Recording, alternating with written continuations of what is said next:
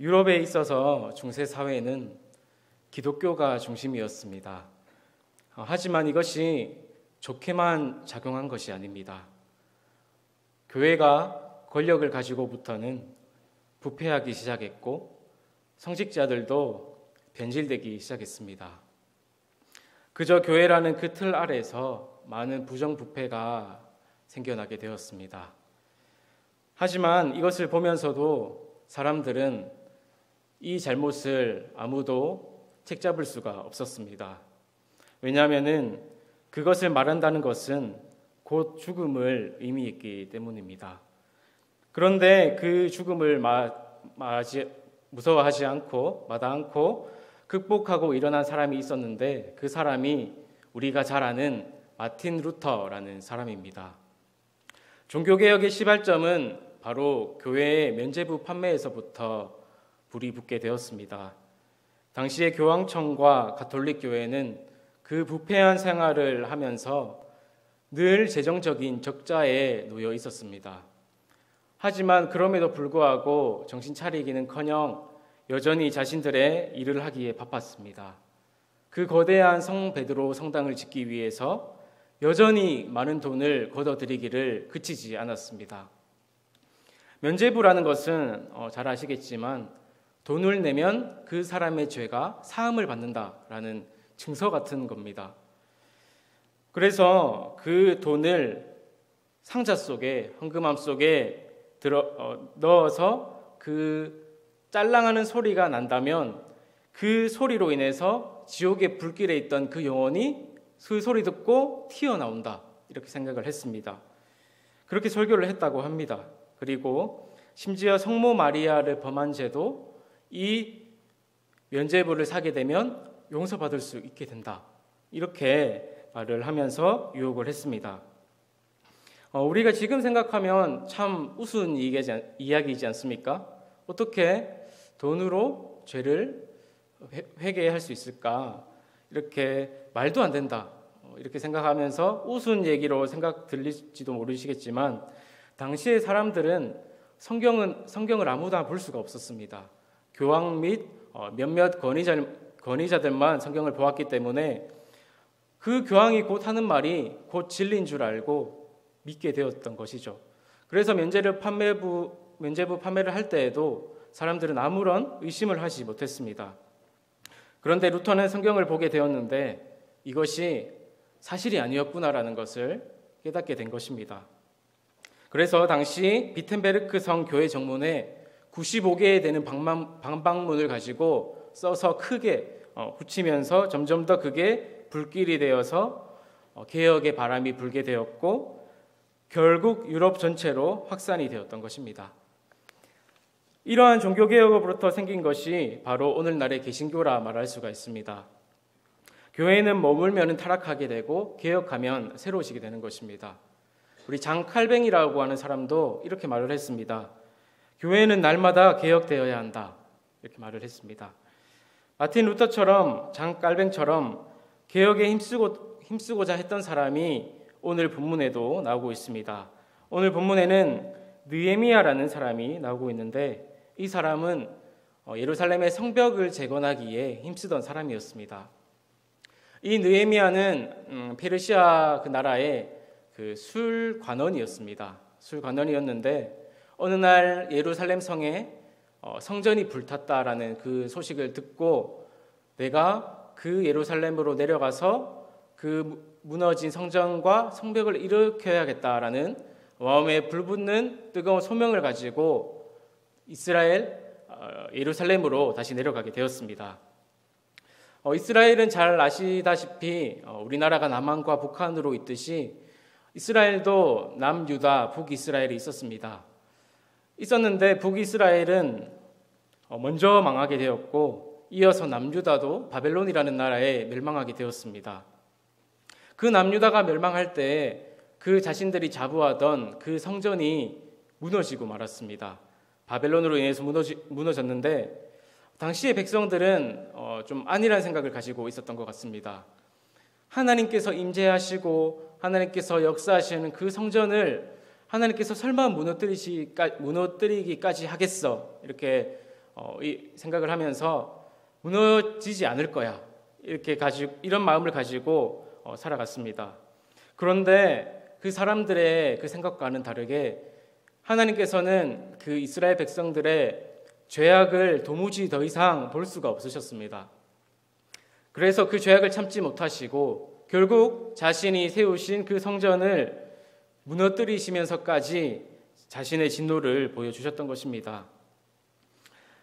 이스라엘 백성들은 이것을 보면서 도무지 이해할 수가 없었을 것입니다. 하나님께서 함께 하시고 임재하시는 그 성전이 무너지자 어떤 느낌이 들었을까요? 아마 모르기는 몰라도 마음의 그 중심이 무너지는 기분이 들었을 겁니다. 이스라엘 나라는 영적인 나라이기 때문에 그 성전이 무너졌다라는 소식은 정말 말로 표현할 수 없는 그런 충격에 휩싸였을 것입니다. 그런데 그 사람들이 불타고 나서 회개해봤자 성전을 보니까 이미 없어진 상태였습니다. 이미 돌이키기에도 돌아보니 모든 것이 황폐화되어 있었던 것이죠. 한번 여러분 상상해 보시겠습니까?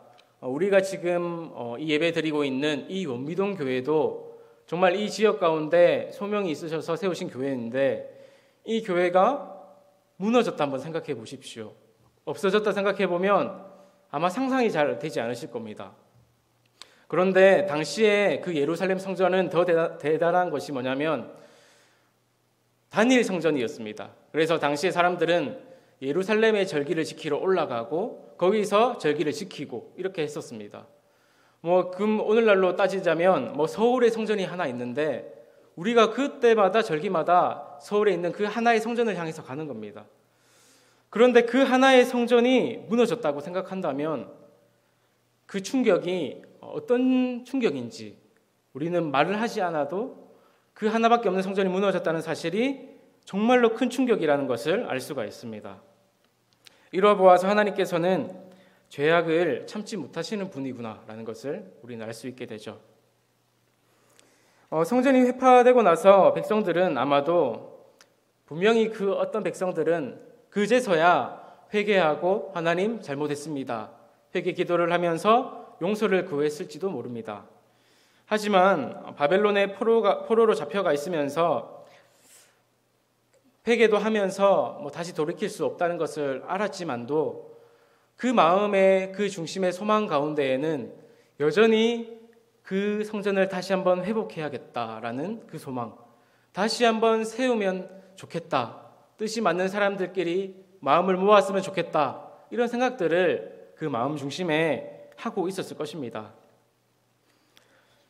하나님께서는 사실 무너지기 전에 선지자 예레미야를 통해서 우리 70년이 지난 후에 다시 돌아올 것이라고 미리 예언을 하였습니다. 그 예언대로 사로잡혀갔던 그 이스라엘 백성들은 페르시아 고레스 왕의 칙령을 통해서 정말 기적같이 고국으로 돌아와서 성전을 재건하고 성벽을 재건할 수 있는 좋은 기회를 가질 수 있게 되는 겁니다. 고레스 왕은 이렇게 말을 했습니다. 유다 예루살렘에 성전을 건축하라. 너희 중에 그의 백성된 자는 다 올라갈지어다. 이렇게 말을 했는데 이것은 고레스 왕의 마음이 갑자기 변해서 그런 것이 아니라 전적인 주권적인 하나님의 역사 때문이었습니다. 하나님께서 그 왕의 마음을 만지시고 다시 한번 돌아가서 성전을 세우게 하시는 마음은 다 하나님께서 주신 것입니다. 드디어 이스라엘 백성들은 고국으로 돌아갈 수 있게 되었습니다. 그때 마음을 생각하면 어땠을까요? 아마 말하지 않아도 너무나 마음이 벅찼을 것입니다. 우리가 드디어 돌아가서 성전을 지을 수 있게 된다니 정말 이게 실화일까? 이런 생각을 했을 것입니다. 유다 사람들은 그래서 우리가 돌아가자마자 다시 한번 새로운 마음으로 새롭게 서서 하나님을 열심히 예배하겠다 생각이 들면서 무슨 방해가 있더라도 무슨 일이 있더라도 이 성전은 내가 바로 세우고 말겠다라는 사람들의 신념이 아마 있었을 것입니다. 그래서 우리가 느헤미야 앞에 에스라서에 보면은 그 잡혀갔던 이스라엘 백성들이 이제 고국으로 돌아오게 되고 성전 건축을 시작하는 것을 우리는 볼 수가 있는데요. 1차로 귀국한 스룹바벨이 있습니다. 스룹바벨과 그 및 여러 사람들이 돌아와서 성전의 기초를 쌓기 시작합니다. 하지만 그 기초를 놓는 그 과정마저 너무나 쉽지 않았습니다. 주변 민족들이 계속 성전을 짓지 못하게 방해를 하는 겁니다. 그래서 16년 동안 그 정도 성전 건축이 중단이 되었지만 포기할 뻔했지만 하나님께서는 학개와 스가랴의 선지자를 통해서 그것을 무너졌던 성전을 포기하지 않고 계속해서 기초를 쌓아 나갈 수 있게 만들어 주십니다.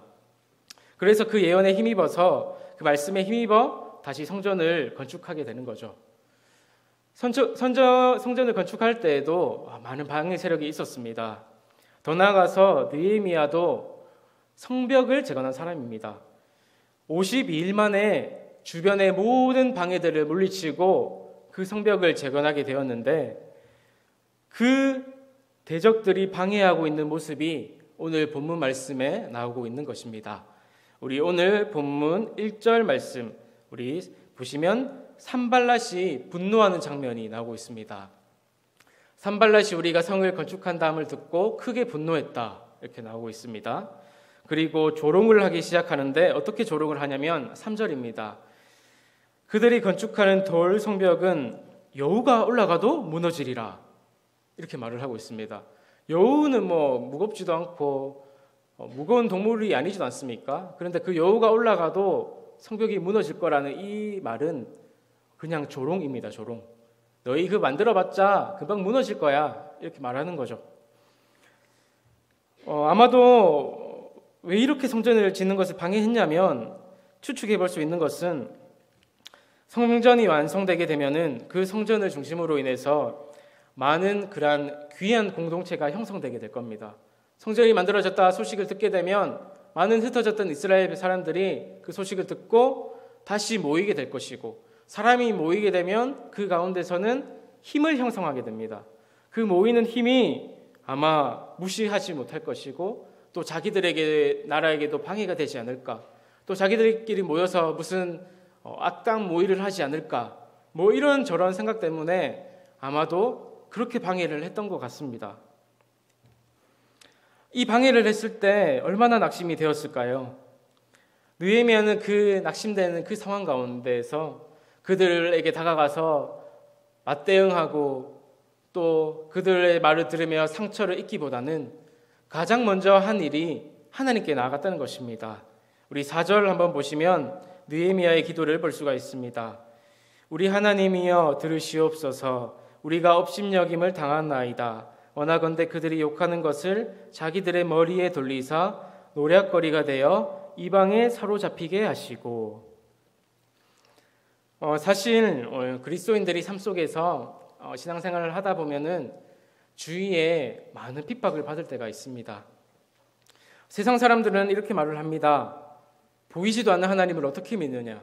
내가 보이면 믿겠다. 그리고 너희가 하나님을 믿는다고 해서 달라질 것 있을 것 같으냐? 똑같다. 이런 식으로 말을 하면서 그 교회 다니는 차라리 그 시간에 가족과 시간을 더 보내기라도 하겠다. 이런 식으로 세상 사람들은 우리를 향해서 조롱하고 비난을 하는 겁니다. 그런데 우리는 이때 그 말을 듣고 그대로 그 마음에 동요되기보다는 그 마음을 들었을 때 가장 잘 분별할 수 있는 것은 하나님께 나아가서 기도하는 것입니다. 그 말을 듣고 하나님께 기도하게 된다면 우리의 마음을 빼앗기지 않게 되지만 그 세상 사람들의 말에 귀를 기울이고 그것이 정말 그런가 이렇게 하게 되면은 그 세상 사람들의 그 관점에 우리의 마음을 빼앗기게 되는 것입니다. 그래서 하나님의 자녀는 하나님께 나아가서 도움을 요청하고 자신의 상황을 구체적으로 하나씩 아뢰면서 나아갈 때에 하나님께서는 그 마음들을 다 아십니다. 아시고 그 기도할 때에 또 생각나게 하시며 또 말씀을 통해서 또 어떤 사람들을 통해서 우리에게 위로하게 하시는 것을 기도하는 사람들은 경험할 수가 있습니다. 그렇게 기도를 하면서 방해를 이제 물리치며 계속해서 성벽을 세우고 있었습니다. 이제 방해 공작을 펼치게 되면 이제 이들은 금방 무너질 거야. 우리가 이렇게 여우가 올라가도 무너진다 이렇게 했는데 그들은 금방 마음이 약해져서 무너질 거야. 이렇게 생각했는데 이스라엘 백성들은 여전히 그 말을 무시한 채 일을 계속하고 있었습니다. 그러자 어떨까요, 기분이? 분노했는데 이번에는 더 크게 분노하고 말았습니다. 그래서 이제 더 이상 안 되겠다고 생각한 이 방해 공작들은 그 사람들을 그곳을 요란하게 하자 이렇게 말을 하고 있습니다. 대적들도 적당히 방해하다가 이제 끝낼 법도 한데 그들은 지독히도 계속해서 그들을 괴롭혔습니다. 그래서 그들은 말하기를 8절에 보시면 이렇게 말을 합니다. 다 함께 꾀하기를 예루살렘으로 가서 치고 그곳을 요란하게 하자 하기로. 이때 이스라엘 백성들은 하나님께 기도하면서 자신의 할 일 최선을 다했습니다. 어떻게 하냐면 파수꾼을 두면서 그 성벽에 파수꾼을 두고 밤낮으로 주야로 방비하는 것을 볼 수가 있습니다. 우리가 믿는 자로서 마찬가지예요. 세상을 살아가면서도 밤낮으로 유혹을 받습니다. 우리의 유혹은 우리 말씀을 주야로 묵상하는 이유가 뭐냐면 우리는 밤낮으로 공격을 받기 때문이에요. 그래서 그 주야로 묵상하지 못할 때 그 틈을 이용해서 마귀는 우리에게 들어오는 거예요. 들어와서 우리의 마음을 회방 놓고 세상의 방식이 맞다. 내가 생각하는 그 방식이 맞는 거야. 그대로 밀고 나가. 이런 식으로 우리에게 말을 하는 것입니다. 그래서 우리는 무엇보다 말씀에 기준돼서 그 말씀이 나를 다스리도록 말씀의 파수꾼을 내 마음에 세워가지고 우리의 마음을 지켜야 하는 것입니다. 그 마음을 잘 지키는 것 속에 우리 신앙생활의 생명이 있는 줄로 믿습니다. 결국에 유다 사람들도 지칠 대로 지쳤습니다. 결국 말을 듣다가 잘하고 있었다가 10절에 보니까 유다 사람들 사이에 이런 말이 돌고 있었습니다. 우리 10절에 보시면 흙 무더기가 아직 많고 짐을 싣고 날라야 하는데 힘이 빠져서 성을 건축하지 못할 것이다. 이렇게 말을 하고 있습니다. 사실 공감이 됩니다. 우리가 신앙생활이라는 것이 사실 믿음만 가지고 이 땅을 살아가는 것 자체가 쉽지 않은 일이지 않습니까? 그런데 그 가운데서 대적들이 또 세상 사람들이 우리를 방해하고 비난하고 그 말을 통해서 고통당하게 한다면 우리는 어느 순간 그 마음이 무너지지 않겠습니까? 유다 백성들도 마찬가지로 그 말을 듣다가 이제 우리는 성을 건축하지 못할 것이다. 이렇게 말을 하는 것입니다. 예수님께서 마태복음 13장 18절에 씨 뿌리는 비유를 말씀하십니다. 우리 잘 아시겠지만 씨를 네 군데에 뿌리십니다. 길가에, 돌밭에, 가시떨기에, 좁은 밭에 뿌리는데 씨는 하나님의 말씀을 의미합니다. 그래서 우리가 하나님 말씀을 길가에 떨어졌을 때는 어떤 사람이냐면 말씀을 들었지만 깨닫지 못할 때 그럴 때 길가에 놓였기 때문에 그 말씀을 바로 빼앗아 가버리는 겁니다. 마귀가 빼앗아 가버리는데 그런 사람들이 길가에 놓인 사람. 그래서 하나님의 은혜를 알지 못하겠죠. 그리고 돌밭에 뿌려졌다는 것은 말씀을 듣고 기쁨으로는 받습니다. 우리가 주일 설교 담임 목사님 설교를 듣고 맞아 내가 그렇게 살아야지 그렇게 내가 사는 것이 맞지 이렇게 결단을 하지만 기쁨으로 받지만 뿌리가 없기 때문에 금방 말라버리는 겁니다. 그래서 하나님에 대한 기초가 없으면 잠시 견디다가 무너지고 박해가 오면 넘어지는 사람, 이것이 돌밭의 사람이고요. 가시떨기에 뿌려졌다는 것은 말씀을 듣긴 듣습니다.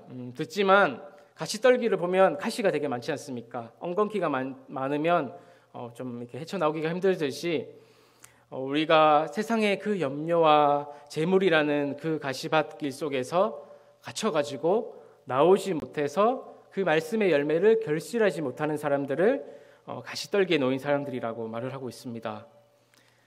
그래서 저는 한번 예상해 봤습니다. 이 이스라엘 당시 사람들은 어디 땅에 부러진 사람들일까 생각해 보니까 돌밭에 부러진 사람들이었을 것이다 라는 생각이 들었습니다. 왜냐하면 성벽을 우리가 같이 재건하자 말을 들었을 때 되게 좋았습니다. 흥분하고 그럽시다. 우리 성전을 세워서 다시 하나님의 그 영광을 드러냅시다.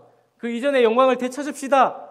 이렇게 말을 했지만 환란이나 그 박해 앞에 산발락과 도비야, 그 뒤에 가면 게셈이라는 그 모든 그 방해 공작 앞에 마음이 무너지고 우리 아직 할 일 많은데 성을 건축하지 못할 것이다. 이렇게 말을 하고 있는 것이기 때문입니다. 그래서 좋은 밭에 떨어진 자는 성경에도 말하기를 말씀을 듣고 깨닫는 자라고 말을 했습니다.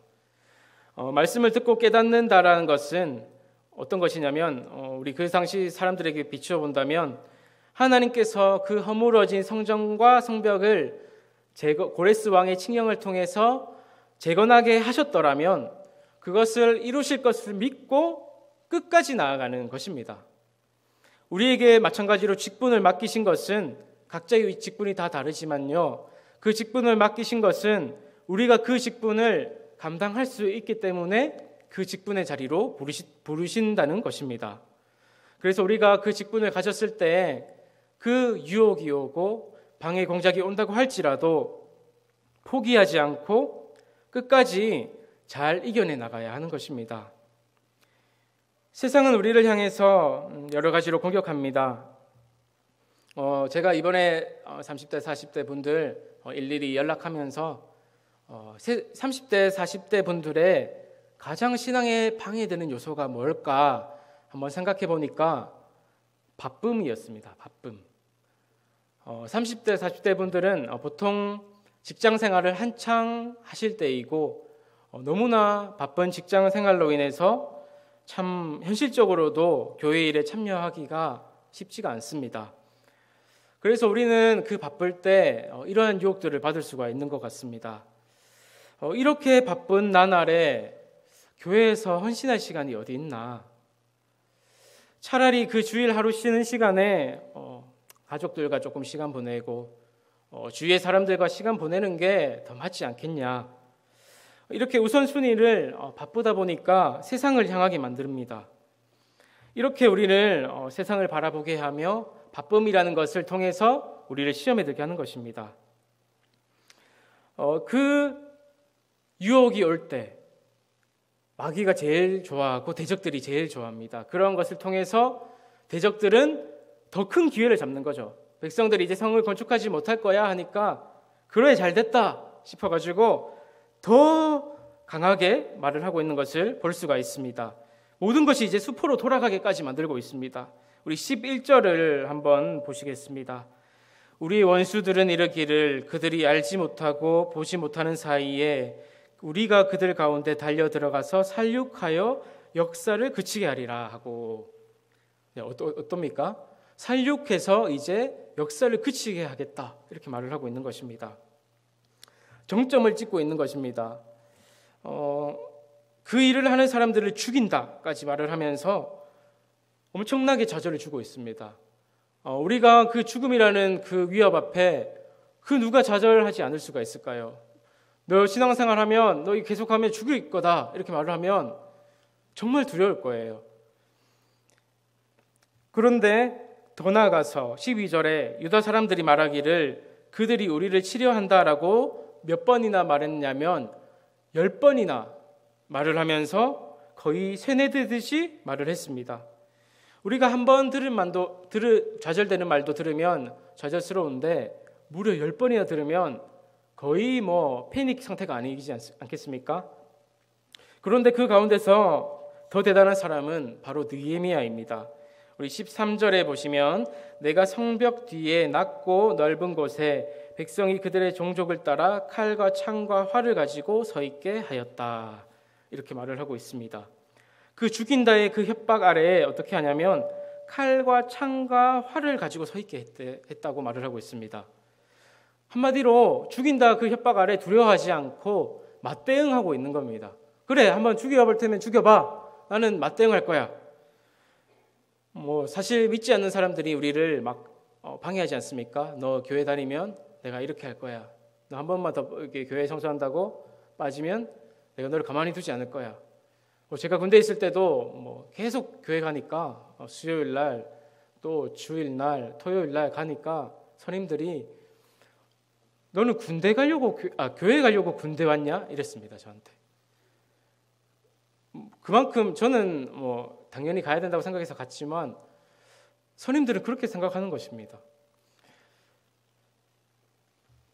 사실 믿지 않는 사람들이 우리를 보면서 막 협박하잖아요. 너 교회 한 번만 더 가면 직장생활 어려움이 있을 거야 이렇게 말을 하면서 해가 있을 거야 이렇게 말을 죽일 것처럼 하지만 사실 세상 사람들은 우리를 죽일 수가 없습니다.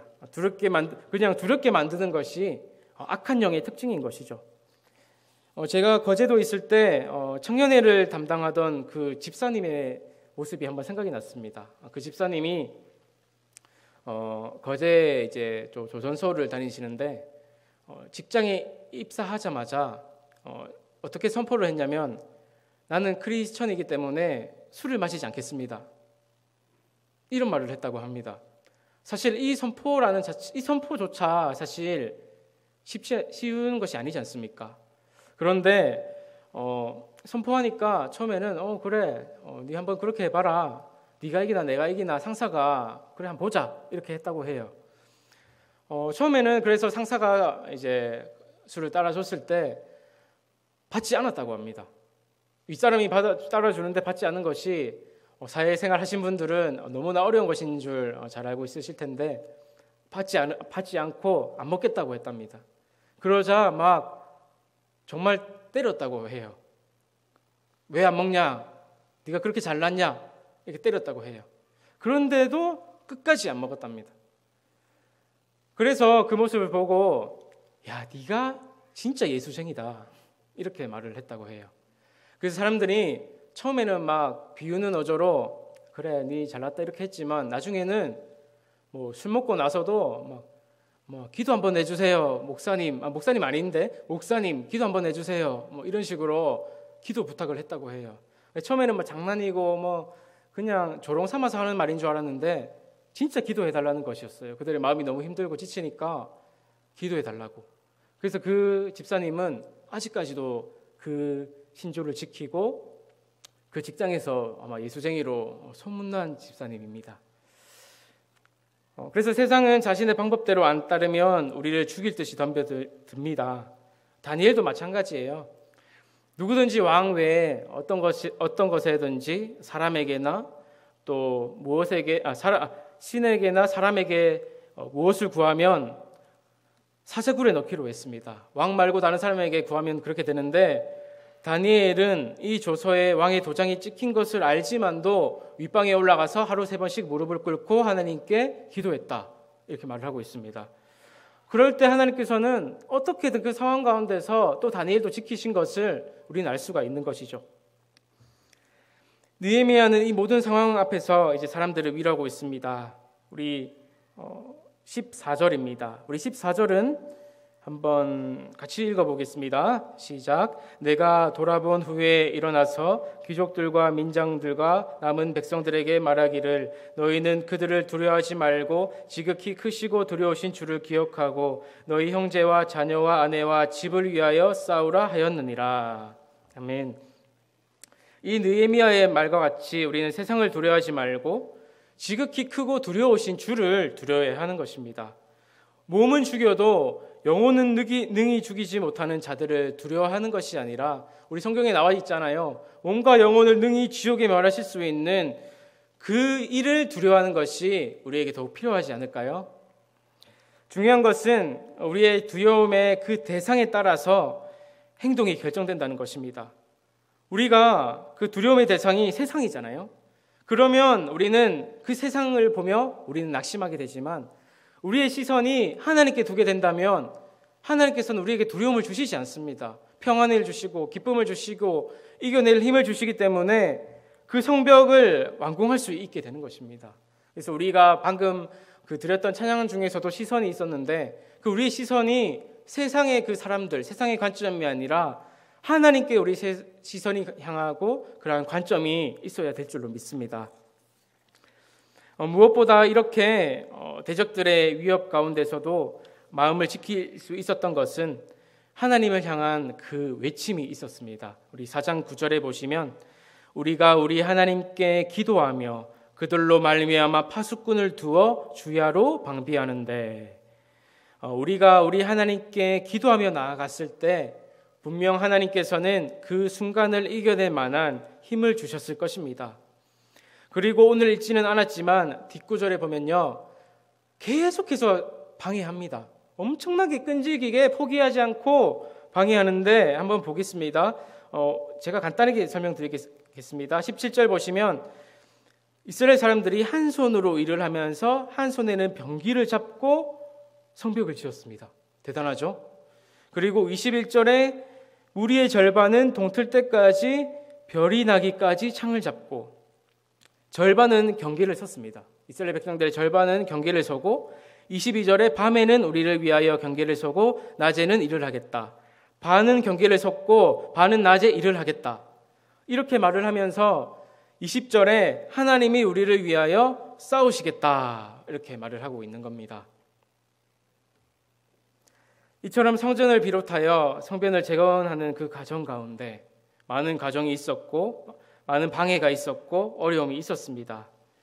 오늘날 우리의 주어진 그 삶을 살아가면서도 그 주어진 사명 앞에서 마찬가지로 흔들릴 때가 있습니다. 세상 사람들로 인해서, 또 세상의 그 악한 영들로 인해서 우리의 마음을 흔들리게 하고 무너지게 하고 낙심되게 하고 지치게 하는 것이 있지만, 그럴 때마다 우리는 사람에게 의견을 구하지 말고 하나님께 나아가시기를 바랍니다. 하나님께 솔직하게 또 아뢰며 나아갈 때에 그 순간을 이겨낼 만한 힘을 주십니다. 그래서 중요한 것은 뭐냐면 포기하지 않는 마음. 우리 이번에 월드컵을 통해서 중요한 것이 뭐라고 했죠? 우리 선수들 가운데 유명한 말이 한번 돌았습니다. 뭐였을까요? 꺾이지 않는 마음. 우리는 그 대적들 앞에서 꺾이지 않는 마음을 가지는 것이 중요한 것입니다. 그래서 갈라디아서 6장 9절, 우리가 선을 행하되 낙심하지 말지니 포기하지 아니하면 때가 이름에 거두리라 말씀처럼 매 순간 신앙의 위기 가운데 기도하며 전진해야 하는 것입니다. 이제 말씀을 맺겠습니다. 느헤미야는 수많은 대적의 위험과 환난 속에서 다 이겨냈습니다. 52일 만에 빠른 속도로 성벽을 완성해냅니다. 성벽을 완성하고 이스라엘 백성들 사이에 회복이 일어나고 그들이 드디어 뜨겁게 다시 한번 하나님을 보게 되고, 뒤에 보면은 영적인 개혁들이 다 사람들이 모이고 개혁이 일어나는 것을 우리는 볼 수가 있습니다. 그렇다면 우리가 마지막 생각해 볼 것은 내 마음의 성전과 성벽은 어떤지 한번 살펴보시기를 바랍니다. 내 마음은 무엇으로 가득 차 있는지 한번 생각해 보시고, 진정한 개혁이라는 것은 교회 개혁이 일어나야지 개혁이 일어나는 거야 이렇게 생각하지 마시고, 진정한 개혁은 바로 자기 자신의 성벽, 성전을 올바르게 세우고, 또 그 개혁은 바로 나로부터 시작되는 것이다. 내가 하나님 앞에 바로 서게 되면 나의 가정과 교회와 내가 속한 모든 공동체가 회복된다라는 것을 기억하시기를 바랍니다. 특별히 오늘 3040 헌신 예배로 드렸는데요. 3040 분들 포함해서 모든 성도님들께서 그 마음속에 개혁이 일어남으로 인해서 또 우리 교회에도 또 젊은 분들이 더 많이 차고, 또 하나둘씩 우리의 그러한 잃어버렸던 신앙들이 회복되기를 소망합니다. 그래서 세상의 어떠한 방해 속에서도 주의 이름으로 승리하는 저와 여러분들의 삶의 모습이 될 수 있기를 간절히 축복합니다.